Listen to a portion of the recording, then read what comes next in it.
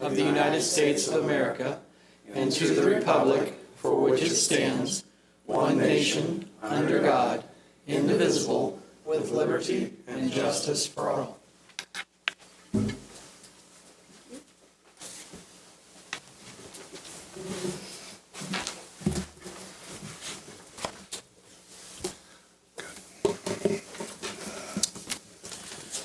Welcome to the August 9th, 2022 meeting for the Board of Trustees for the School Town of Speedway. We are working from an 18 agenda item list this evening. And the first on the list is to approve the minutes of our last meeting, July 12th, 2022.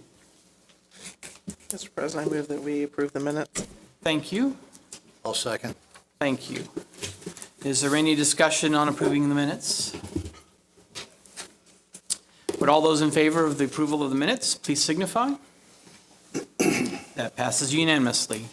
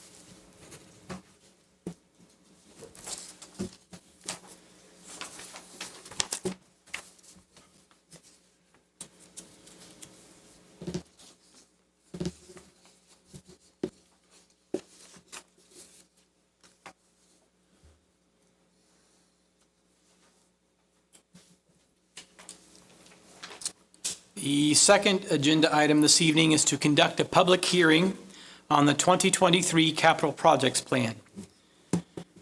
Let's open this public hearing.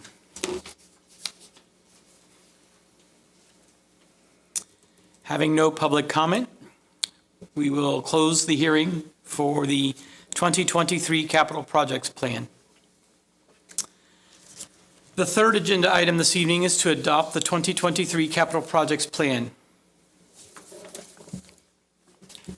Mr. President, I would like to recommend that we adopt the advertised 2023 capital project plan. Is there a motion from the board? I move that we adopt the 2023 capital projects plan. Thank you. I'll second. Thank you. Is there any discussion on the motion to approve or adopt, the 2023 capital projects plan? Hearing and seeing none. Would all those in favor of approving the capital projects plan for 2023 please signify? And that passes unanimously.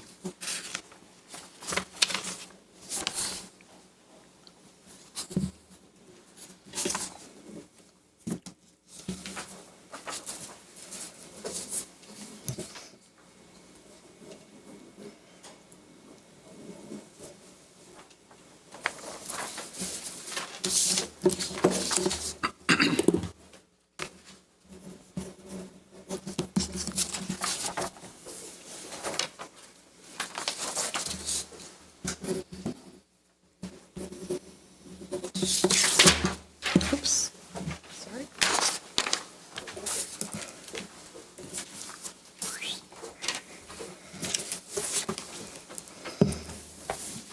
Tom, have you done a test? Yeah. Let's come back.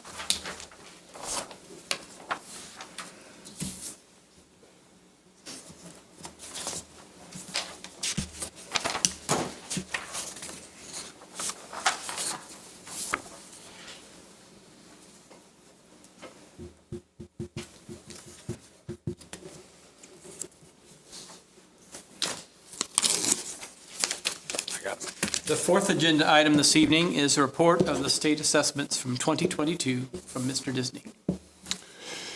In your packet is several pieces of information about this past year's iLearn assessments.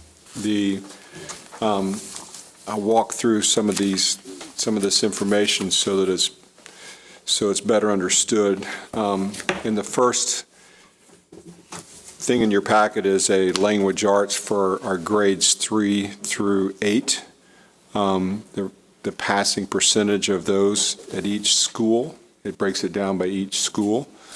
What I can tell you is that each school was above the state average, and you can see the red marks down at the bottom. At the third grade level, 15% above, 13% above in the fourth grade, fifth grade 15, sixth grade 16, 6% above in the seventh grade language arts, and 16% above in eighth grade language arts. And you can see how each building did in their language arts results. In the next page is the math results, a similar type of breakdown of how each building did, each elementary school did. Question would be, how is this compared to what we've done in the past? And it's very similar to what we've done in the past. A little history is that iLearn was first given in the year 2019. It replaced iStep. And the scores were much lower than what we were normally used to with the iStep test. The first time we gave iLearn, then it was waived because of the pandemic in 2020. It was first given in 2021, and that was given in person, whether you were learning virtually or you were learning in person. So a new baseline was given. So you can see how our 3 through 8 did. The question is, how does that compare to our neighbors or to other schools? Your next information says iLearn 2022 elementary composite. So in this, there's 16 school corporations, those in Marion County and those to our west in Hendricks County, that we compared ourselves to. And this is just the elementary schools. So it's a composite of how the elementary schools did on the iLearn test in language arts, and then how the elementary schools and corporations did in math. You can see how the 16 schools, Speedway was ranked third out of the 16 in English in the elementary, and in the middle school, or in math, they were ranked 6th out of 16. No, 5th out of 16. Next piece of paper that you have in there is the junior high, and how was our junior high compared to our Marion County schools, all the schools in Marion County. And you can see the junior high school was second in English in Marion County. I think that's one of the first times we've ever been second, but it's not, those numbers haven't changed significantly. Or excuse me, second in Marion County in English, and then we were first in Marion County in math, and the combination of the two at the junior high school level. I think the telltale sign is the next page, which is how did we compare to Hendricks County, and you can see at the bottom of the page where we would rank out of the schools. But I think one of the most telling signs is the last two columns when you take the socioeconomic factor and the EL factor into place, and there's a significant difference when we start comparing ourselves to outside of Marion County. The differences in socioeconomic, and you can see those numbers are in that category alone is almost twice what some of the other schools that we're comparing ourselves to, and the EL population is not even close. So it's just a way that we take a look at it and see what we're doing. I can tell you we take not just this information, but our principals, our instructional coaches, we're breaking it down into standards. What standards did we do well in? What standards did we not do very well in? I can tell you right today, we're working on those to make sure that if there was something that was deficient, we take a look at it. Last 2 pages we have for the 3 through 8 is, so if we took the elementary schools and the middle school and we put them together, those scores together, which is, by the way the state reports it. This is, the state did this. And if you did that and you put us with the 16 schools in Marion County or school corporations and in Hendricks County, you can see in English, we had been 4th out of all those school corporations. Keep in mind what I just said about the socioeconomic and the EL population. And in the math portion of it, we would have been 6th out of those corporations. So pretty proud of what we accomplished this past year. And on our iLearn test, I will tell you that we take until we get 100% pricing rate, which probably is not realistic, we're still going to keep trying to get better and better and better. As good as we are, we will do everything we can to get better with that. Any questions with that before we start talking about the high school portion of that?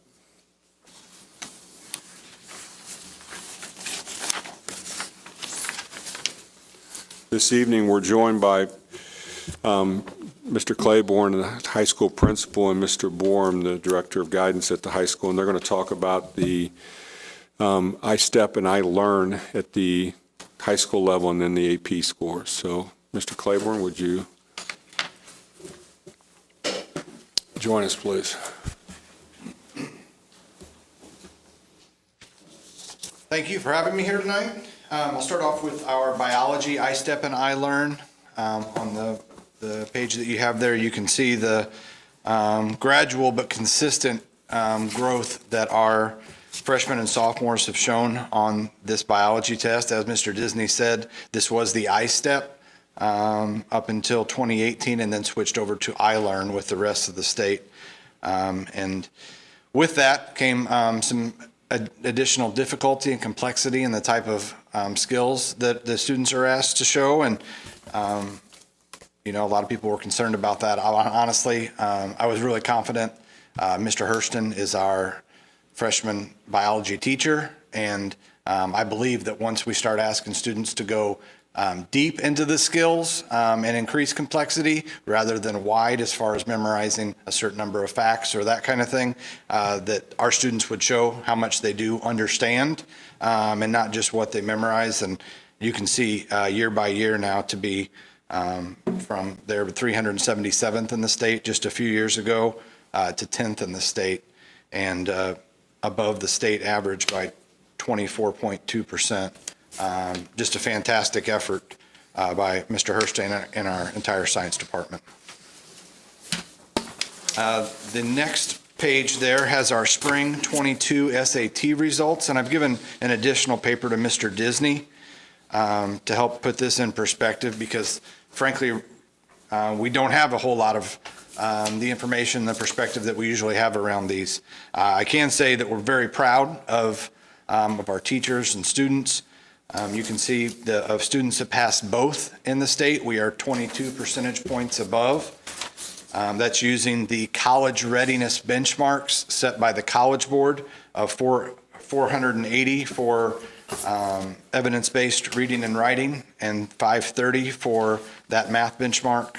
And you can see the individual when you break that down. Again, also the English, similar to what Mr. Disney said, with our EL population being in the mid-teens, those students are going to have a tough time with the evidence-based reading and writing in English, but to still do fantastic there is impressive. I don't have the full breakdown of demographics and other information because the State Board of Education, I believe they meet tomorrow, and those benchmarks will be set. After that is when they'll release the full breakdown of demographics. The second paper that I shared with you has the kind of stair step of the growth that the College Board predicts a college-ready student to show. So if you hit these minimums as you go through the grades, then by the time you take the SAT, There you see the 480 and 530 that qualify as benchmarks. The issue, though, as you look at that, is we're giving this SAT to juniors. So the 11th grade benchmark is 460 and 510. However, the state's saying, no, to be college ready, you need to be 480 and 530.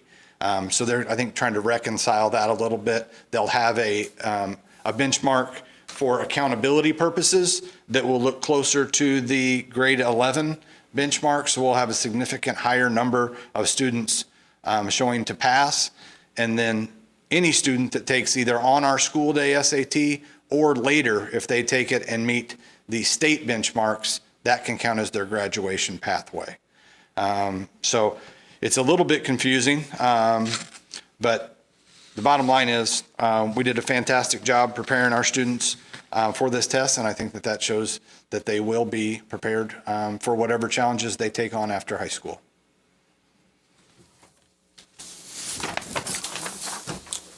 Are there any questions concerning the scores for the high school? Okay. Then to continue on. Mr. Our Bourne, fifth- yeah, Mr. Bourne's going to talk about the AP. Did you? Yeah, I was going to say I'm our sorry. fifth agenda items, the AP exams. All right. Good evening. As always, it's an honor to stand before the board and the community to discuss Speedway High School's unprecedented academic achievement through the College Board Advanced Placement Program. This evening, I don't want to simply give you the historical background of our AP program or read to you this past May's 22 highlights that you readily find in your packets. Instead, what I hope to do is briefly articulate tonight areas of growth for our ever-expanding AP program and connect last May's results to where our AP program is moving in the future. In my leadership role at the school, I often ask the internal question during AP testing cycle, is this bold initiative that we're trying, have we plateaued? Have we reached its peak? Because we have 94% of our student body taking an AP course over the 4 years of high school. And I can tell you that the answer to that question is a resounding no. Last year I mentioned about us navigating uncharted waters, and because of our entire student body taking an AP course. And I'm here to say that our sales are still high. So I am glad to report that as a minority-majority school with a diverse demographic and a high percentage of free and reduced lunch students, that 2022 should be the fourth consecutive year for us to be on the district honor roll for the AP program. And the AP district honor roll recognizes school districts' commitment to increasing AP access for underrepresented groups while simultaneously maintaining and increasing the percentage of students earning an AP exam score of 3 or higher. To give you some context for those metrics, at least 25% of a graduating cohort must earn a qualifying score to be on the AP district honor roll. As you can see in your packet for the class of 2022, 44% of that cohort of the class of 2022 earned a qualifying score of 3, 4, 5 while in high school. Now, you've often heard me talk about open access, and I've been saying that for years about this program being an open access program where our students can take the most viable, rigorous curriculum available to them at a high school level. We try to remove all elitist barriers for our students in taking these AP classes, remove prerequisites, but we also want to make sure that they have supports and they have the structure around to be successful. We don't want to just check off a box of our students taking an AP class. So you have a collective effort of teachers, students, counselors, administrators, strongly encouraging our students to rigor up and take these AP courses. It's not often unlikely for our students to take multiple AP classes and have more than 1, 3 or 4 by their senior year. And we've actually structured and designed our curriculum where the percentage of our student body, 94, 95% of our student body, will be in at least 2 AP classes before they graduate. And with that being said, I want to say to the board and to the community members of this town, the financial commitment that has been made to avoid our students having to pay for the exams. the incentives that they get if they get a qualifying score of 3, 4, or 5. This has been a community effort from not only our school board, our district leadership, of course, our teachers, our students, and their families to really entrust us with their most precious asset, their children. And for that, I say thank you. As you can see in your packet, I could give you some cliched reasons as why some of the numbers have gone down. A lot of people put things on COVID, and to give you some context, COVID did impact this 2022 class. The 2022 class only had 17 students pass the AP exam their freshman year out of the class of 2022. Now, we ended up with 54 of those students earning a qualifying score. But to give you some context, the class of 2025, the current sophomores, had 42 students pass their AP exam as a freshman. So our numbers will continue to grow and get back to pre-pandemic levels, if not only pre-pandemic levels, but will exceed those levels from before the pandemic. So we're very excited about what the future holds, and we're still proud of what happened this past May, because even if you were to compare these results to state results, the national results, we are still far and above and beyond what other schools are doing with their demographics and what we've been doing with our students at Speedway High School. So any questions that you have, I know you have a very long agenda tonight, so I want to make sure I've saved some time for any questions or concerns that you may have.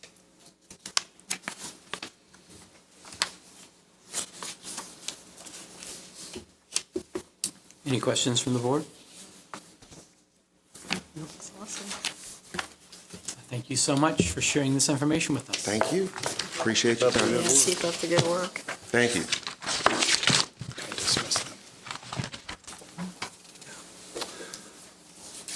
Gentlemen, at this time, if you'd like to remove yourselves from the meeting, I know you have other things to do tonight, so thank you very much for being here. If you'd like to stay, you may.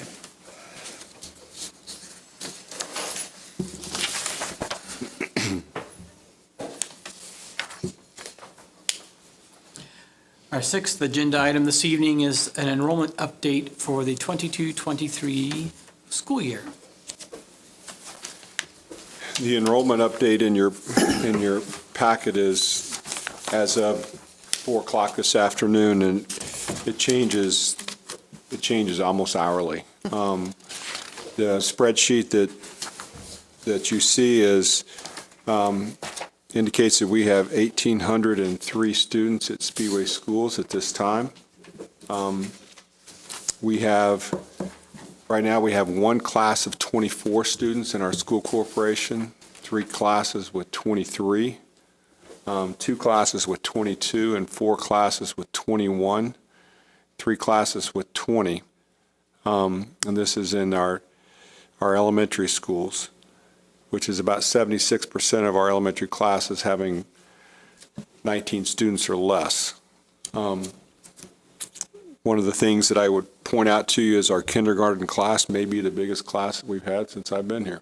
Yeah. It's a large group of students, and we're looking at that and seeing if that is what options we currently have. We've met with the principals, and they're very happy where things are right now. But that could change as 2 or 3 more students enroll. So that's the enrollment as it is as of today. Are there questions for Mr. Disney? Thank you very much. The seventh agenda item this evening is to update the ISBA policy for the teacher appreciation grants. Thank you, Mr. President. The recommendation is to approve 2 policies. The first one is a teacher appreciation grant, and that is correct that it is in there for the second month. We sent the TAG, the Teacher Appreciation Grant, to the IDOE, and they sent it back to update it with the definition of teachers, so you can see that in your policy in your packet. We updated that, copy and paste from what we were required to do. So that is the first policy, and the second one's up for discussion, and possible approval will be the participation by school board, public school board meetings. And with that, Mr. President, I recommend that we approve both after discussion.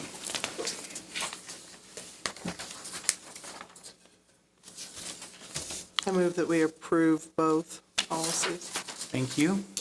I'll second. Thank you.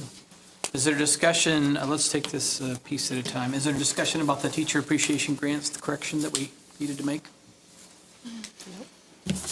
Okay. Is there discussion about the participation by the public at school board meetings? Update I don't have discussion, but I think or comments?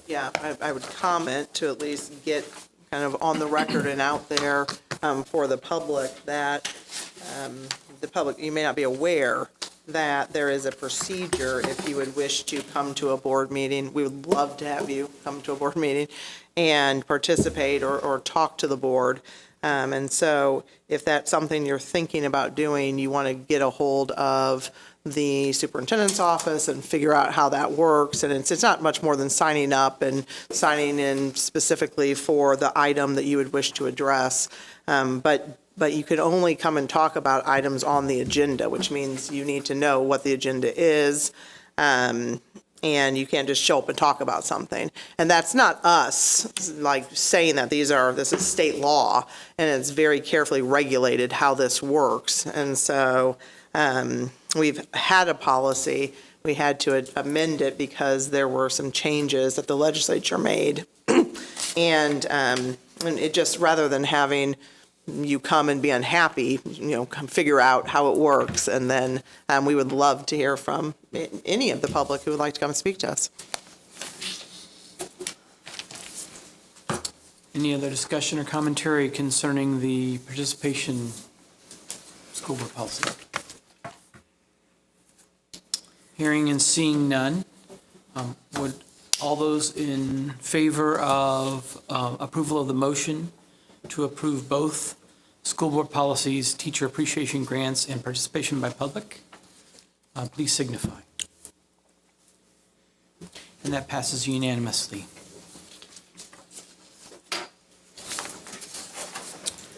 The eighth item on the agenda this evening is a presentation on the 2023 school budget. Thank you. I'll try to keep this under 2 hours. It is our intent tonight to review the document, which includes the revenue projections and appropriations for each fund. Like always, we will conclude with the rate summary page near the end of the presentation, which I'm very excited to get to that point. The budget has been prepared, like always, by estimating revenue low and high expenses. The reality is we'll spend less than the appropriation in this 2023 budget and will receive more revenue than predicted, and that the financial health of the school corporation will remain excellent if this budget is adopted and approved. This budget will continue to direct an even higher percentage of funding to the classroom that will continue the academic success for our students and will protect the corporation from increasing prices, inflation, of supplies and services such as utilities, paper, trash, removal, everything everyone's filling at home, we're filling the same thing. It will continue to support the instruction to our elementary high ability students, support additional services and ENL and our special needs population. The budget also reflects the continuation of technology support, which I'll bring to your attention when I get to that point, in the district, along with the other areas still affected by the pandemic. We are seeking your approval by consensus, as this will be sent to the town of Speedway to approve, but what we're looking for is consensus on this. So with saying that, Bill, if you can go ahead and hit my friend, man, thank you, Bill, perfect. The first fund we're going to talk about is Education Fund, and I know that's a little small. We'll try to do better in the future here. The revenue in, the appropriations out. First, and I'm going to take a moment here and thank Nancy Johnson, our treasurer, as she knows where every little penny goes, and she's phenomenal, and she's so well versed in the budget presentation, or just the budget in general, and she helped us do this presentation. So the revenue in, this is the Education Fund. There's two major funds. This is number one. This is where we pay people out of the Education Fund for education. So your teachers' salaries, your benefits, as you can see in the appropriation side, your special ed teachers, and then it goes into summer instruction, enrichment instruction, remediation, student support, instructional support, paras. all the money we spend out of the education goes to students for the most part of this. As you can see, the money that we get in is very important from Mr. Disney's report, the ADM of 1801, as we get paid by the state, and that's our biggest piece of the pie. And the top part, that top red, is the ADM of the state support that we get from each student that we have here in the corporation. So as you can see on the left-hand side, we have revenue that's coming in, appropriations going out. We also get miscellaneous from such as the cell towers, ECA revenue, even though that's small, down to transfers that we do each and every year from the operations back to the education, because people have to be coded the right way. So that is a balanced revenue and appropriation at 100%. So that's fund number one. Fund number two is the second big one, and it's the operations, and it is what it sounds like. The operations of the school corporation is funded from this. The revenue in is the property tax. We have excise. We have the FIT from the banks, vehicle excise tax, and also transportations or transfers from the education back to the operations, just like we do back and forth, so that money's represented there. We believe our rate will be down from last year, which is a good thing. As we all know, our assessed value is up, so we were trying to be financially responsible to keep our rate as low as possible. So for the first time, I'm going to say this in the next few minutes, our rate is lower than it was last year, which I'm very proud of that. So the operation funds at 100%, revenue in, appropriations out from the maintenance, the ground, the equipment, liability, and the list goes on, as you can see there. But that fund is always fluctuating, and you never know when an air conditioner is going to go out. So I've been saying this for years. As you know, myself, we started at Allison, and we went to Wheeler, and we did Newbie. They have brand-new air conditioners. Now, from this fund, from this fund, we're able to be preventive, so it's not going to be the end of the world when this happens. So the high school's next on my list, and we'll talk about that in rainy day as we have a little money there. Guys, that's not a $100,000 problem. That's almost $600,000 just for a part of it. So we'll get to that in a second. But that's the operation fund. I'm going to jump next. Number 3 is our referendum, and we are so thankful for this community. We're so thankful for this community that they support the referendum. And the million-dollar question is what comes out of the referendum? We have the best teachers, in my opinion, in the state. We also made a commitment that we're going to have small class sizes along with great instruction. With that, I'm proud to say this last few years, although we have teachers coming in and leaving, for the most part here, people are happy and they're satisfied, and that's a piece of it because they're paid very well. The referendum pays 25% of people, of their salaries. That's a big chunk of money. So in other words, think of it this way. If the referendum was not here, if it's not here, we would have to close down one of our schools, or we'd all have to reduce. So that's something I want to make sure that we get out in front and make sure people know what this supports. This is our regular instruction, special ed. It goes, as you can see, the theme again is going to be student support. Student support, there is administration, central office, I guess we have to get paid somewhere, maintenance of some buildings, and transfer of education. And with redoing the revenue and the appropriations for the referendum, for many, many years, once we started the referendum back in 2010, before, if you haven't noticed, our assessed value has gone up tremendously for our house values. So we used to have, the low end was $99,000. So I went ahead and changed it this year, that we started at a $125,000 home all the way down to $200,000. And as you can see, those are the yearly costs. It costs the taxpayer along with the monthly breakdown. So with our assessed value being higher, here we go again. I'm very proud that we decreased the rate for the taxpayers for 2023. So if we decrease the rate, we're still getting the amount of money we need because the assessed value went up. So because of the tax rate is lower, a $150,000 home value is about $28 a month. Last year, this year, a $155,000 house would be about $27. So we're right there in that sweet spot. And as a community member myself, living here in Speedway, I understand my neighbors and whatnot. It's important that we are very financially understanding that the tax rate does affect things. So we're decreasing the referendum for next year on the tax rate, even though the assessed value is a little higher. So overall, we're again balanced at 100% of revenue, 100% of appropriations. The debt, it's pretty simple. Our assessed value went up, our rate went down. So instead of asking for a nickel, which was about 0.054, we're at 0.043 for next year. So again, another fund decrease on the rate, and we're going to be just fine. If you look on the bottom, no, we're not going to look in the bottom. That's the revenue in from the tax, the property tax levy and appropriations that we have to appropriate, and that's more of a placeholder for if we need something and underneath the debt service. The rainy day is what I want you to take a look at. Our cash balance is $2,632,922 revenue. We haven't touched that in 3 or 4 years, except for putting a down deposit on Newbie.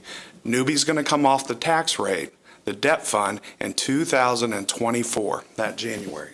So believe it or not, snap your finger, we're almost there already.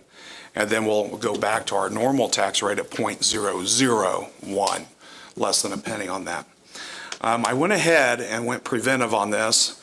Nancy and I talked about this in depth, but I went ahead and did appropriations. We can always come back for appropriations for rainy day, but I'd rather it be here for 2023, and that building construction for $550 is, it's a year-old quote, but we for the chiller and the tower of the high school. So if that goes bad, I wanted to have a place that we can take. If not, we can roll it over in 24. But that's why that's there, and that's usually not there for that. And then finally, the last page is probably what most people want to see. And you see in 2022 actual, that's in the D column straight down, 0.904. We advertise high for once it comes in. We predict that we're going to be at 0.8712 with this budget for next 2023. And I will say there's a few things in this. We still have 6 months to go. Well, not 6, 5 months. 5 months to go in 22. And what we do is take half the year and predict what the next half's going to be. So for example, what we're talking about here is a year away on everything we're predicted. So the ADM's going to have a factor in this. ADM, in other words, the membership, how many students are we going to have? This budget's built off of 1860. We're at 1803 right now. That might scare a few people, but folks, if you're still sitting there, you need to bring your kids to school as soon as possible. In my 9 years, starting my 9th year in Speedway, we usually gain 30, 40 kids between now and September. So just to be transparent with everybody, that really does happen. So we think we're about 20 kids ahead of where we were last year with an 1803 mark. I believe we're right around 20 kids. So that's a lot of just looking at what we've done in the past, predicting for what's going to happen in the future. So that is your 2023 budget. Again, this starts in January coming up. And that is all, Mr. President. Are there questions and discussion on the budget for Dr. Trump? Looks good. It's good news. Are we in favor of this budget being presented to the town? Yes. Mr. President, I'll make a motion. We need to It's do it, have to do it, consensus we just do it, okay. But you're welcome to come next Is Thursday it Thursday? Okay. at 6:30. All right, then I would say it's the consensus of this school Okay. board that you present this budget to the town for Thank next you. year. Thank you. Our ninth agenda item this evening is to approve a resolution authorizing the superintendent to reduce the 22 budget appropriations across all funds as necessary to fund the 2023 budget. As I just stated, we listed all appropriations high. So this is true in the current year of right now, 2022. In reality, we'll near the end of the calendar year, we'll have an accurate idea of how much less we will spend than we'll have appropriated. It is the difference between these two amounts that provides a school corporation with a high cash balance. We use that cash balance in the calculation of next year's budget to fund it, as I just presented to you. The school corporation must officially take action to reduce the current appropriation.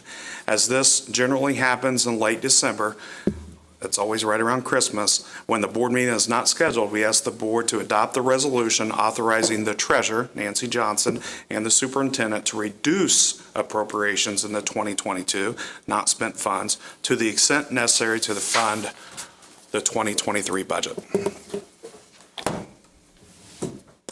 I move that we approve the resolution authorizing the superintendent to reduce the 2022 budget appropriations across all funds as necessary to fund the 2023 budget. Thank you. I second. Thank you.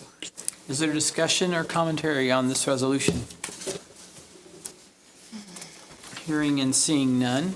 If all those in favor of this motion would please signify. That passes unanimously.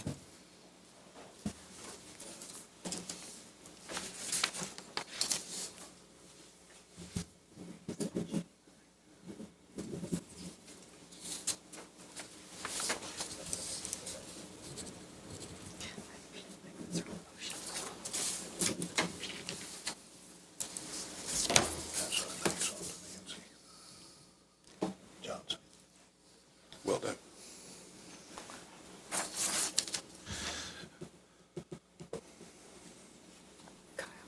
Are those on motion sensors? Smartphone that way.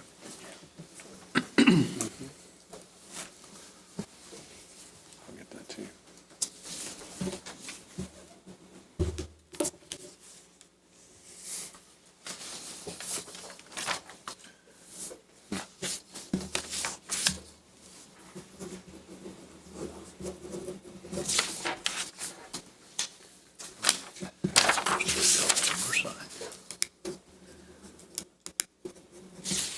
Let you do your job there.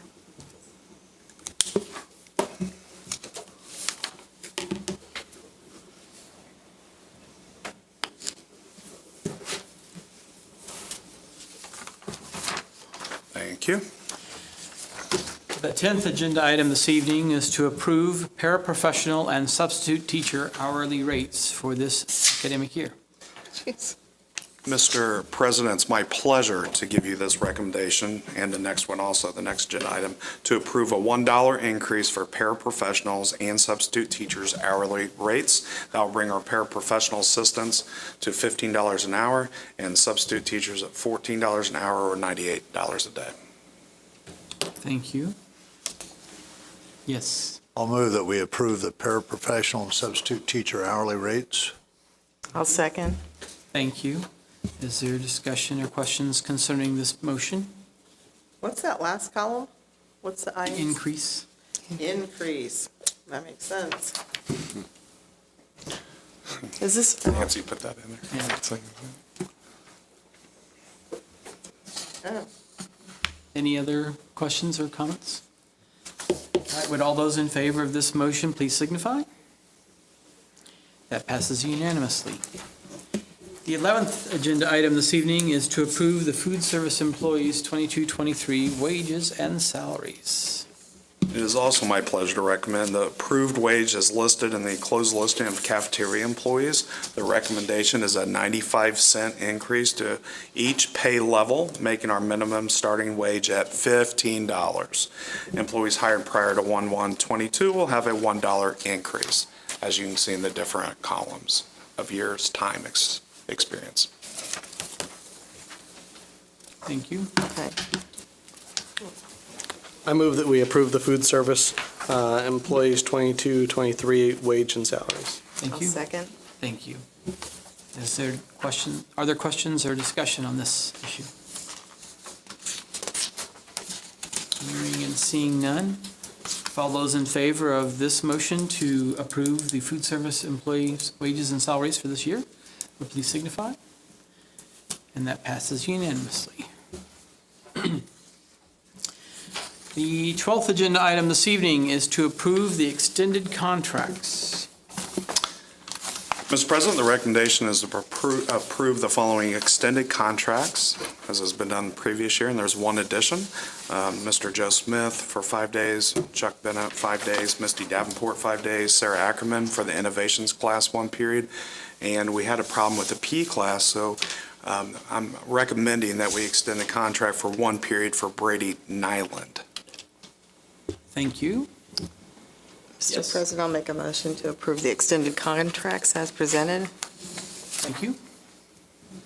I'll second. Thank you very much. Is there any discussion or comment on these extended contracts? I said problem, so I want to clarify why I said that. We had too many kids in the PE class for advanced physical conditioning. So we need So to split it. our strength class got out of hand of 210 kids out of how many in the high school? 550? I'm not very good at math, but that's about half. So yeah, he has his hands full.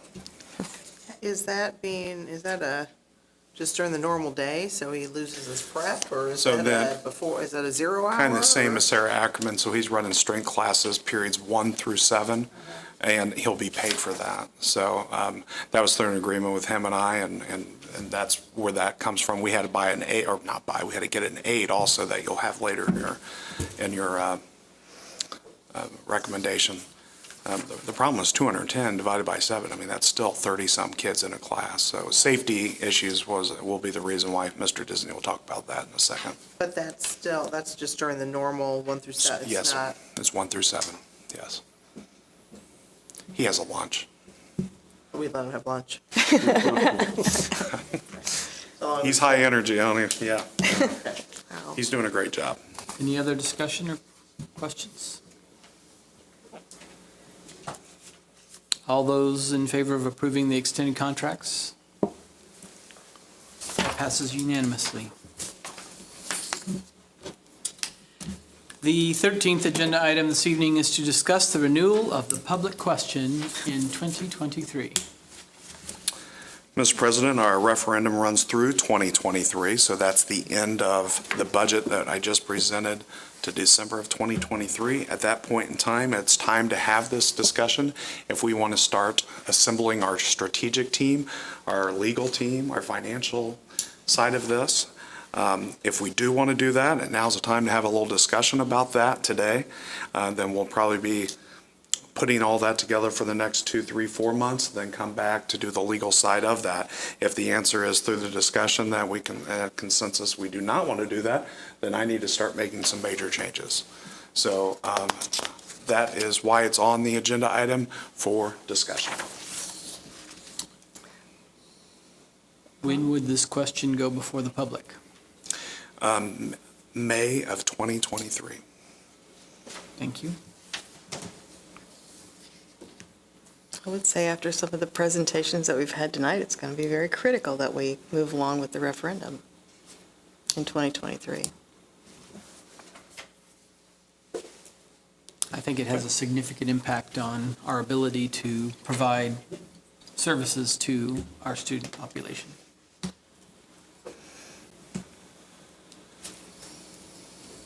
Without it, class sizes are where we don't want them to be, and it's, research would tell you the smaller class sizes, the better it is for kids. And I think one of the things that, and I think it's a given that we have to move forward. I don't see any way that we would be acting responsibly to suggest otherwise. Of course, in the end, it's up to the public and what type of schools they want to have and what they want their community to represent in terms of the schools. But I do think that, I'm certain that, when we start that process, I would assume that it would be as it has been in the past, and there will be opportunities for the public to come and ask questions, and there'll be, all those sorts of things. But I'm certain that during those types of sessions, the public will see just how fiscally responsible the district has been with their funds. And that, we really try every time that there's an opportunity to make it clear how much money is going into the classroom and the types of things that are being done and just how, I don't know, I have no idea. Maybe every school board across the state is sitting in their August meeting saying, we are reducing rates, but I'll bet not. We continue, we don't just continue to have the lowest or the low end, if not the lowest, but we're reducing the lowest. And I just have to believe that it's going to be important to the community to keep our schools what they are. We've seen this wonderful housing, our property values increasing. I mean, a large part of that are new families coming into great schools. And that continues. There's so many pieces to this, but all of them are positives, and all of them, I think, that it's not people with vested interests, to the extent that we even have that, saying that, but in all of these public meetings that we'll be having, it will just become so, as apparent as it always is. So I think it's a zero-brainer that we're moving forward with this. Thank you. The 14th agenda item this evening is to approve donations received from the Lions Club and the Moms Club. Mr. President, once again, the Speedway Lions Club has done it again. They donated to our school corporation again, and I just want to bring this to your attention in a public meeting. Just for everyone's knowledge, they donated the Lions Club $10,000 for band uniforms, $7,500 for wrestling mats, and now they donated $750 along with the Football Moms Club of $750 for a trailer that we just acquired for our football team. And they're also, the Lions Club's putting graphics and paint for that, and you'll see a Lions emblem on it, which is absolutely fine. Thank you, thank you, thank you. Great group of people that are just trying to always give back to the schools, and they are partners with us 100%. I will say, you're like, the football team. So we have another problem. That a lot of numbers are higher. Our football team has gone from, let's just put it this way, 1 charter bus to 2. And that's a good problem to have. So along with the coaches, all the helpers that they have, equipment, this is a good thing, because, just to let everybody know, it's not as easy to get a bus as it used to be. So we are now, right now, I think weeks 1 through 3 on the road for our football team, and we are still searching for a bus for week 9, 10, right around sectional week. I think we go to Triton. So that's how serious this is, of not having enough busing transportation, and that's across the board. But this will be a great benefit to them. If you accept this donation, for them to put their equipment in the trailer so we can use other bus or transportation to get people to the games. One other addition, 11 seniors got scholarships from the Lions Club. So there's $11,000 more that the Lions Club provided for our students in the way of scholarships for graduating seniors. Yes, many thanks.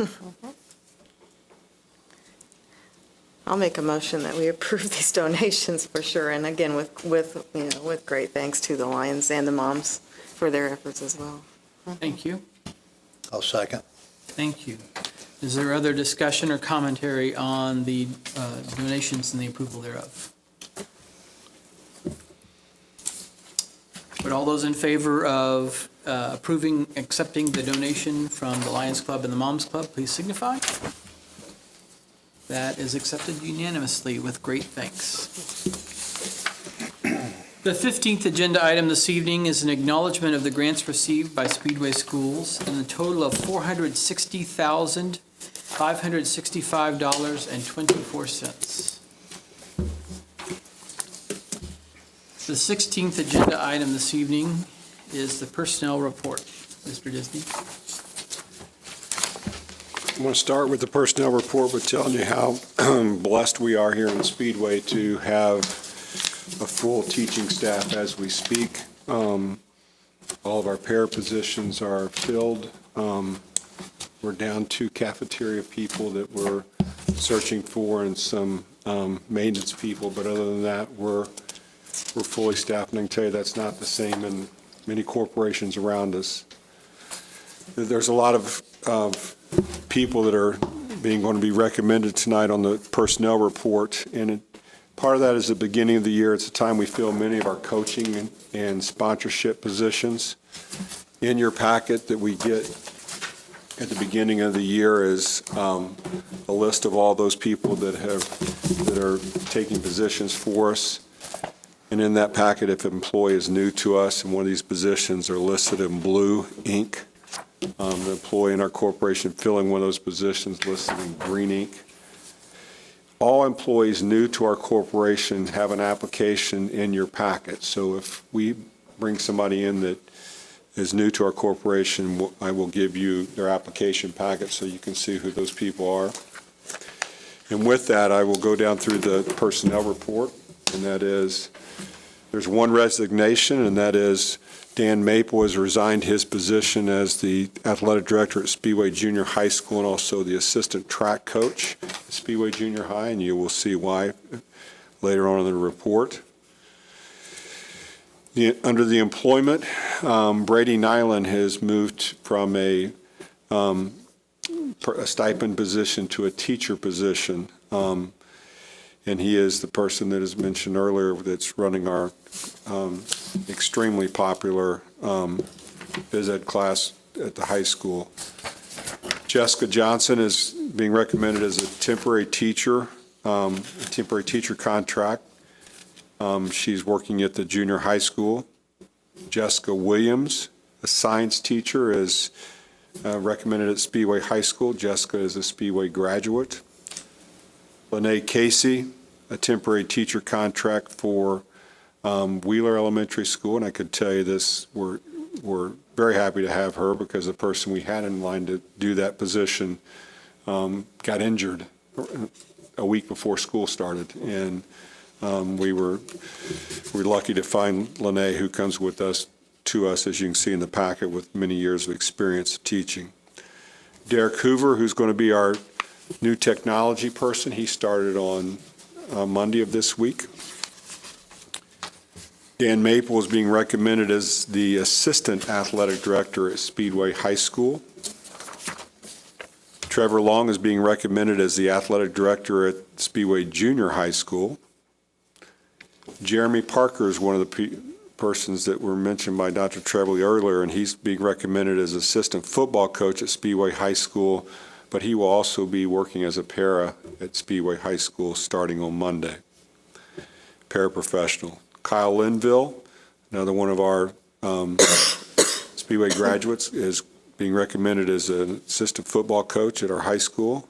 Joe Stewart is assistant football coach at the high school. Christian Ford is being recommended as a boys basketball assistant coach at the high school. Rebecca Hill is being recommended as a cafeteria worker at the junior high Fisher facility. And Tyler McDonald is being recommended as a custodian. Volunteer coaches, if someone volunteers coaching for us, you will see their information in your packet. These people will help when coaching, but they'll never be left alone to, we're very grateful of our volunteer coaches, but they're never going to be left in a position where they run practice by themselves or be not there with one of our paid coaches. And our volunteer coaches, J.D. Clampett is again volunteering to work with the football team at the high school. Jordan Knudsen is football team at the high school. Theodore Samples, the boys soccer coach at the high school. Joel Westfall, football at the junior high school. And Emma Cooper, girls basketball coach at Speedway High School. My recommendation is that you approve the personnel report as presented. I'll move that we accept the personnel report as presented. Thank you. Second. Thank you very much. Are there any questions about the personnel report as it was presented? Thank you, John. John's been busy again. Well, hearing and seeing none, all those in favor of approval of the motion to accept the personnel report as presented, please signify. And that passes unanimously. The 17th agenda item this evening is to recognize visitors and inquire about other business.